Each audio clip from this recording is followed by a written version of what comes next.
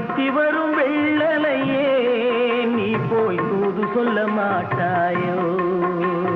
தத்தி வரும் வெள்ளலையே நீ போய் தூது சொல்ல மாட்டாயோ? கொத்துங்கிளி இங்கிருக்க, கோவை பழம் அங்கிருக்க, தத்தி வரும் வெள்ளலையே